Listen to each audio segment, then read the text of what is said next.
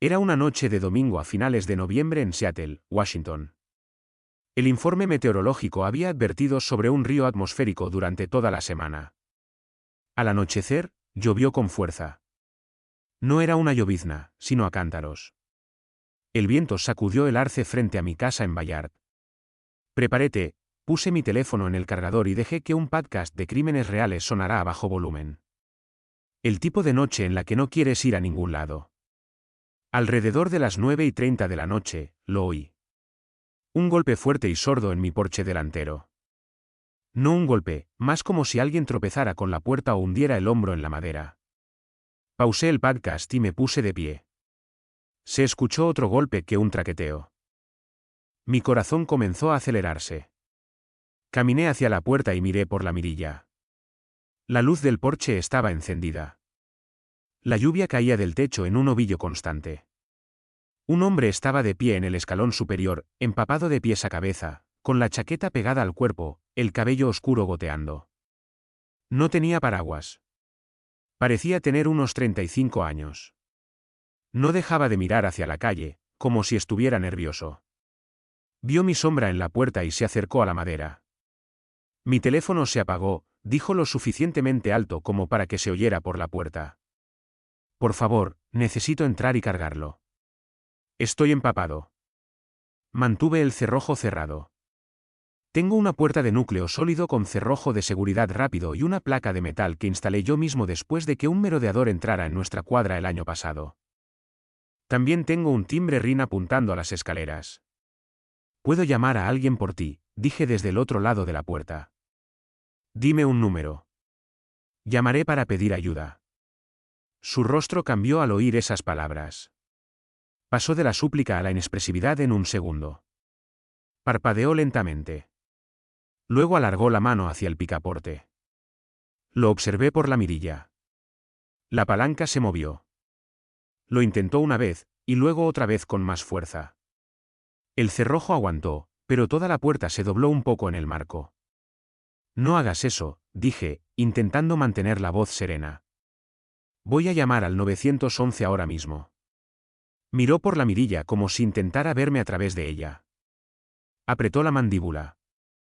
Retrocedió un paso y puso ambas manos en el picaporte.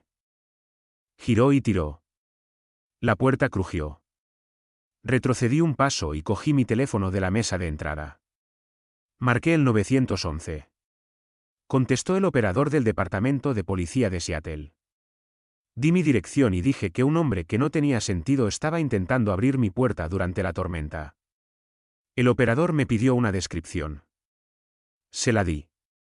Chaqueta oscura, pelo oscuro, sin sombrero, sin paraguas, empapado. El operador me dijo que me quedara dentro, que cerrara la puerta con llave y que la mantuviera al teléfono. Las unidades estaban ocupadas con las llamadas meteorológicas, pero estaban en camino. El hombre dejó de manipular el picaporte.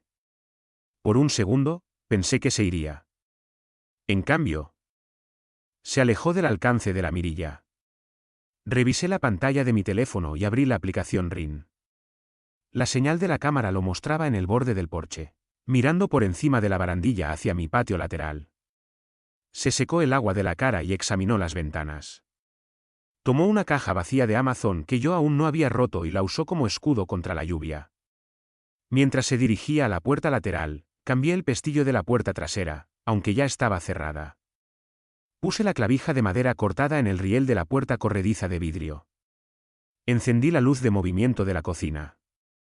A través de las persianas, vi su sombra moverse por la cerca. El pestillo de la puerta hizo clic.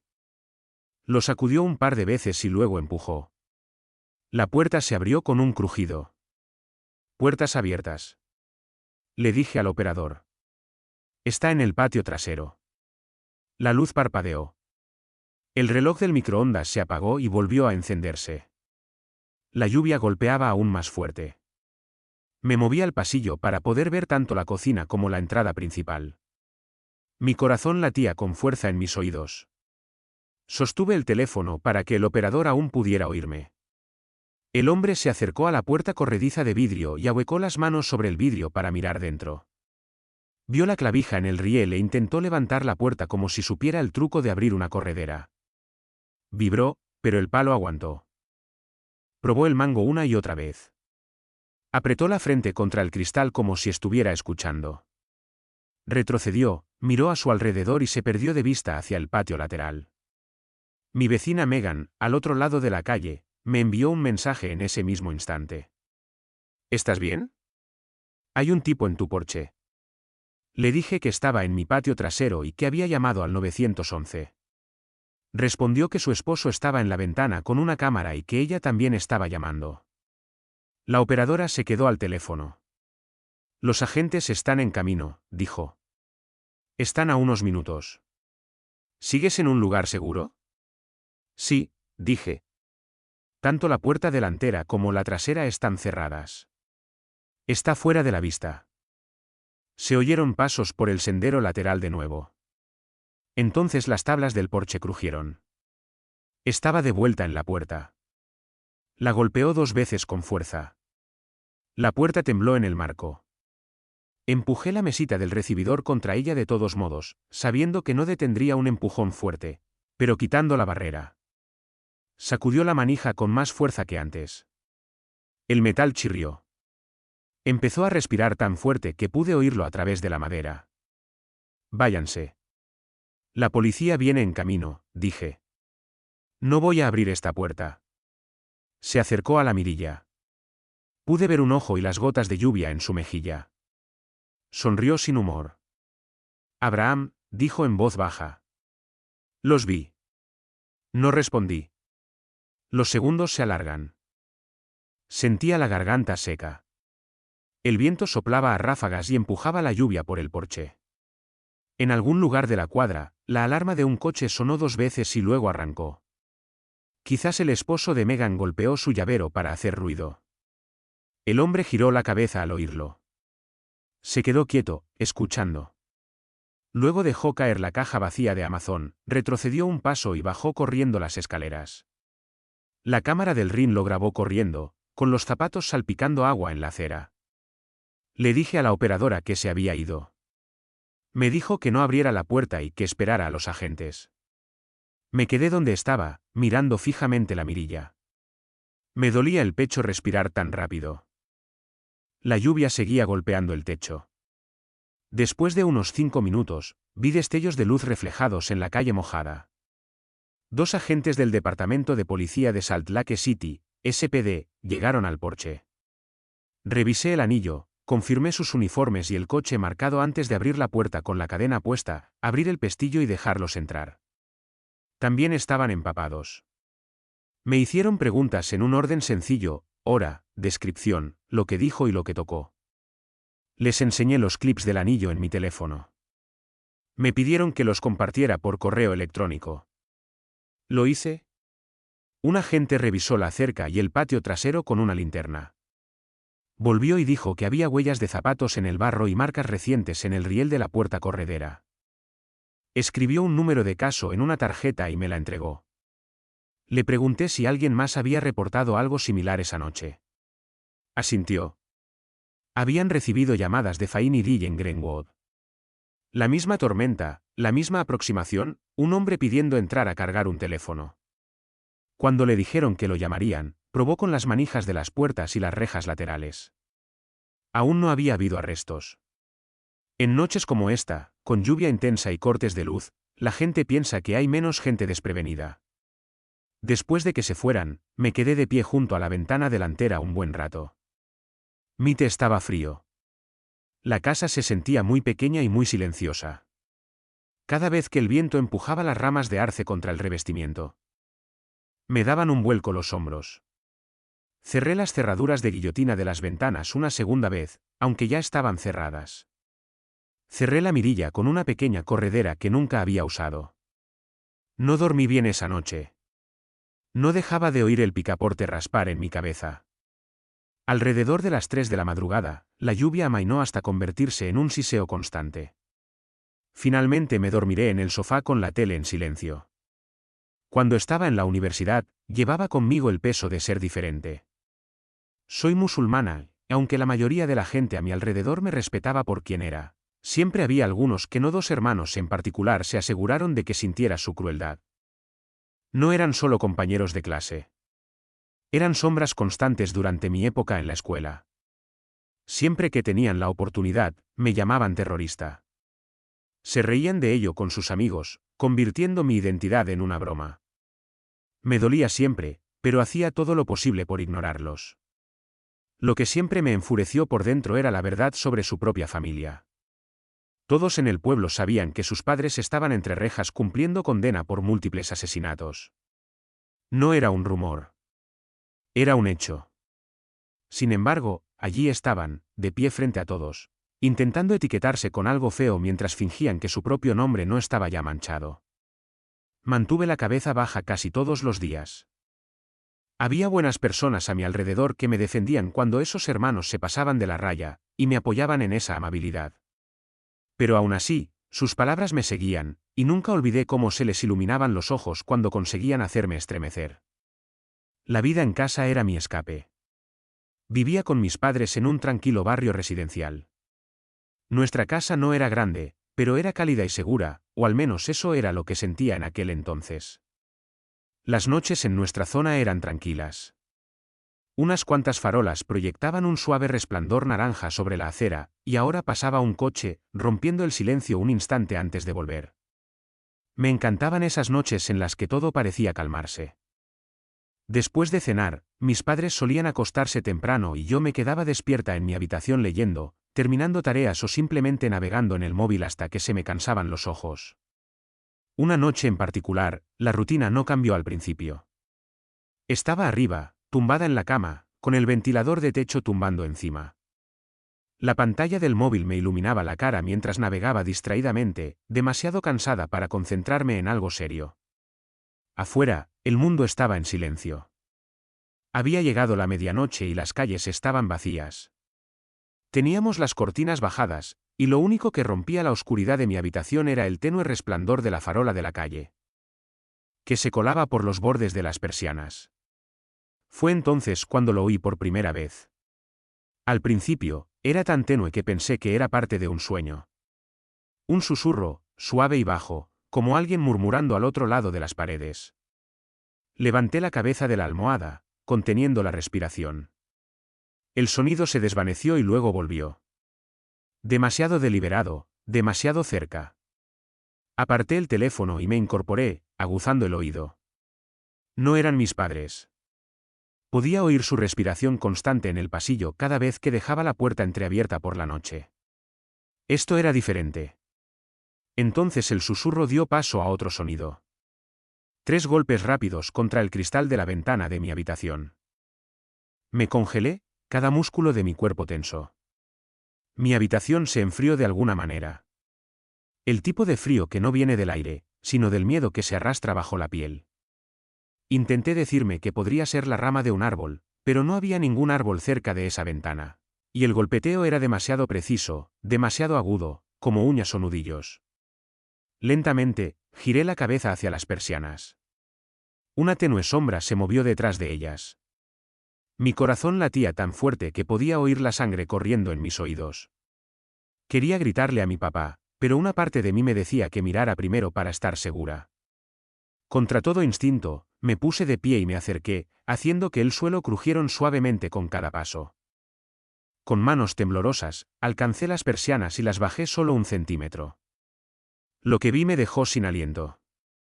Un rostro estaba pegado al cristal, mirándome fijamente. La luz de la farola exterior proyectaba un brillo enfermizo. No era un rostro normal. Estaba oculto tras una máscara de payaso. La boca ancha y pintada estaba congelada en una sonrisa antinatural. Y los círculos negros y huecos alrededor de los ojos los hacían parecer más profundos, más vacíos. Pero dentro de esos agujeros, pude verlos. Ojos reales observando. Me tambaleó hacia atrás, jadeando sin poder contenerlo. Pero entonces vi más. Un poco más atrás, justo fuera de la luz directa, había otra figura. Más alta, de hombros más anchos. Él también llevaba una máscara de payaso, con la cabeza ligeramente ladeada como si estuviera esperando. Mi mente ató los cabos al instante. Incluso con sus rostros ocultos, supe quiénes eran. Jack y su hermano. Los mismos chicos que me habían atormentado en la universidad. Y ahora no solo lanzaban palabras. Estaban aquí, en mi casa. El miedo me invadió en forma de grito. Un sonido crudo y de pánico que rompió el silencio de la casa. El rostro enmascarado en la ventana se apartó de repente y oí el susurro de pasos rápidos sobre el césped. La puerta de mi habitación se abrió de golpe casi al instante. Mi padre se quedó allí, con los ojos abiertos y alarmado, preguntando qué había pasado. Mi madre entró corriendo justo detrás de él, pálida de preocupación.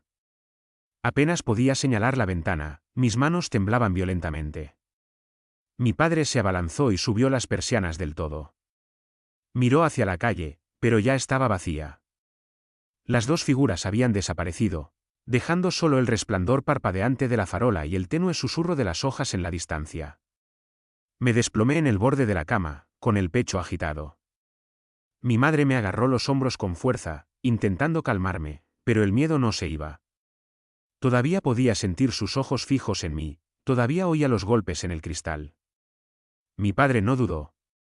Tomó el teléfono y llamó a la policía. Los minutos de espera se hicieron eternos. Finalmente, luces rojas y azules parpadeantes iluminaron las paredes de mi habitación. Los oficiales recorrieron nuestro patio con linternas, sus haces de luz atravesando la oscuridad. Se agacharon bajo mi ventana, buscando en la tierra blanda. Oí a uno de ellos decir que encontraron huellas tenues en la tierra. Cuando entraron, les conté todo, cómo los había reconocido, incluso con máscaras, y cómo me habían acosado en la universidad. La policía fue a interrogar a los hermanos al día siguiente. Pero, como era de esperar, lo negaron todo. Dijeron que esa noche estuvieron en la biblioteca estudiando hasta tarde. Por supuesto, no había pruebas. Y como no habían entrado en la casa ni causado daños, la policía solo pudo advertirles. Después de esa noche, los hermanos me evitaron por completo. En la universidad, nunca me miraron, nunca dijeron una palabra y nunca más intentaron molestarme. Había estado fuera del ejército durante 6 meses después de 8 años de servicio. Viajes a Afganistán e Irak, lugares que te endurecen. La transición a la vida civil no fue fácil. Tenía la cabeza hecha un desastre. Así que decidí despejarme con una caminata en solitario por el Sendero de los Apalaches en Virginia, cerca del Parque Nacional Shenandoah. Es un lugar real, se extiende a lo largo de 2000 metros, pero elegí una sección remota. Lejos de las multitudes. Solo yo, mi mochila y el bosque. Necesitaba tranquilidad. Era principios de junio, soleado. Con una temperatura media de 21 grados aparqué mi camioneta en el inicio de un sendero cerca de Skyline Drive. La cerré con llave y comencé a caminar a las 7 de la mañana. El sendero era estrecho, serpenteando entre densos bosques de pinos y afloramientos rocosos. Los pájaros cantaban, las ardillas volaban como flechas, el aire olía a tierra y savia. Llevaba una mochila ligera, agua, bocadillos, un botiquín de primeros auxilios y mi cuchillo de caza. Mi rifle Remington 700 de cerrojo 308 se quedó en la cabaña que había alquilado a 8 kilómetros de distancia. Soy cazador. Siempre preparado, pero no pensé que lo necesitaría para una excursión de un día.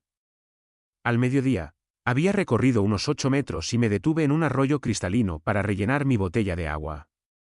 Me arrodillé, salpicando la cara al oírlo. Pasos débiles, quizá a 100 metros de distancia, hojas crujiendo en el sendero. Me giré, esperando a otro excursionista. Nada. Solo árboles en el sendero que se extendía vacío detrás de mí. Supuse que era mi imaginación.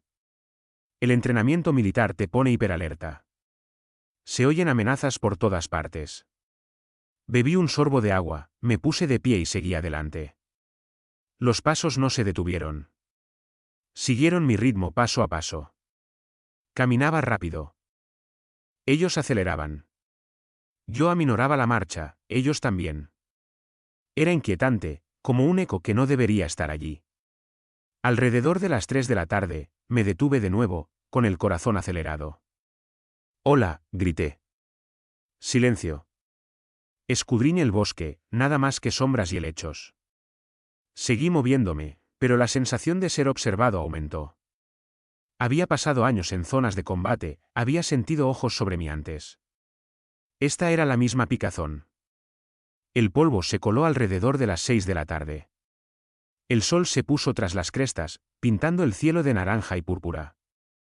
Las sombras se alargaron, mezcladas con la maleza. Los pasos sonaban más cerca ahora, tal vez a 50 yardas. Me detuve en seco. Giré, sendero vacío. Mi pulso latía en mis oídos. ¿Quién es ahí?, grité. Ninguna respuesta, solo el viento susurrando hojas. Apreté mi botella de agua, deseando haber traído el rifle. Aceleré el paso, casi trotando. Fue entonces cuando comenzó el susurro. No en el sendero, sino a mi derecha en la espesa maleza. Las ramitas se quebraron, las hojas crujieron, moviéndose paralelas a mí. Miré hacia un lado. Algo se movió entre los helechos, una forma oscura desapareció rápidamente. Mi estómago se revolvió. ¿Era un ciervo? ¿Oso? Pero los animales no te siguen así. Querido Rayo, los osos avanzan torpemente. Esto se sentía humano, deliberado, como si alguien me imita. Permaneciendo oculto. Volví a gritar, muéstrate. Nada. El crujido se extendió, ahora también a mi izquierda. Como dos personas flanqueando. Mi entrenamiento entró en acción. Evaluar, actuar, sobrevivir. Eché a correr, con la mochila rebotando, las botas golpeando la tierra. El sendero estaba a 8 kilómetros de la cabaña, y no iba a detenerme. Los sonidos seguían, pasos detrás, crujiendo a ambos lados como si me hicieran daño. El sudor me picaba en los ojos. Tropecé en una ruta, me raspé la rodilla, sangrando, pero trepé, con el corazón acelerado. No me lo imaginaba. El bosque se sentía vivo, hostil. Cada sombra parecía una figura. Cada chasquido, una amenaza. Pensé en historias. Excursionistas acechados por vagabundos. Bichos raros viviendo fuera de la red. Los senderos de los Apalaches, inmensos, con muchos lugares donde esconderse. Mi mente corría. ¿Era algún lugareño jugando? ¿Un cazador? ¿Peor? No lo sabía, pero no iba a esperar a descubrirlo. Finalmente, alrededor de las 7 de la tarde. Irrumpí en el camino de tierra cerca de la cabaña. El comienzo del sendero estaba cerca, mi camioneta visible en la luz tenue. Corrí a la cabaña, un pequeño alquiler de una sola habitación con una cama, cocina y baño. No había señal de celular por aquí, pero tenía un mensajero satelital para emergencias. Busqué la llave, abrí la puerta. La cerré de golpe y eché el cerrojo, me apoyé en ella, recuperando el aliento, con el pulso martillando. Dentro, agarré mi rifle de la esquina, lo revisé, lo cargué, listo. Calenté un poco de chile enlatado, intenté calmarme, pero me temblaban las manos. El televisor puso alguna vieja comedia de situación, pero apenas la oí. Mis ojos no dejaban de mirar las ventanas, las cortinas abiertas lo suficiente para ver la luz de la luna. Me dije a mí mismo que se había acabado. Tal vez era solo un animal o mi mente jugándome una mala pasada después de años de guerra. Me fui a la cama alrededor de las 10 de la noche, luces apagadas, rifle en la mesita de noche. Dormí ligeramente como siempre. Entonces, a las 3:02 de la madrugada, me desperté de golpe. El reloj brillaba rojo. Pasos afuera. Lentos, deliberados, crujiendo grava alrededor de la cabaña. Mi piel se enfrió. Me quedé quieto escuchando. Daban vueltas, se detuvieron cerca de la ventana junto a mi cama. Las finas cortinas dejaban entrar la luz de la luna. Y giré la cabeza lentamente. Allí, una silueta, alta, encapuchada, de pie justo fuera del cristal, observando. Sin rostro, solo una sombra, inmóvil como un depredador evaluando a su presa. Mi corazón latía tan fuerte que pensé que estallaría. Deslicé mi mano hacia el rifle, recargué silenciosamente. Los pasos se movieron de nuevo hacia la puerta. Salí de la cama. Me agaché, rifle en alto, me arrastré hasta la puerta, giré la cerradura y la abrí de un tirón. Allí estaba, ropa oscura, capucha puesta, tal vez a 20 pies de distancia en el patio. Se congeló, luego salió corriendo hacia los árboles. El instinto se apoderó de mí. Levanté el rifle, disparé 2 tiros de advertencia al aire sobre él. El sonido resonó, agudo y definitivo. Se estrelló contra el bosque, las ramas se rompieron, y luego desapareció. Cerré la puerta de golpe, la cerré con llave y retrocedí. El rifle apuntó a la entrada. Agarré el teléfono satelital, llamé al 911. La policía llegó alrededor de las 4:30 de la madrugada. 2 agentes con linternas.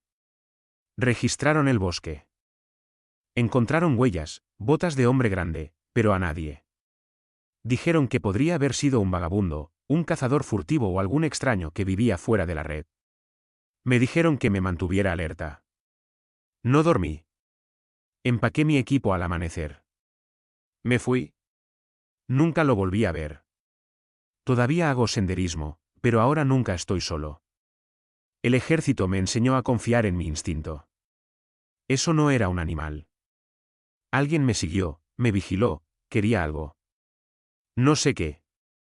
Y no voy a regresar para averiguarlo.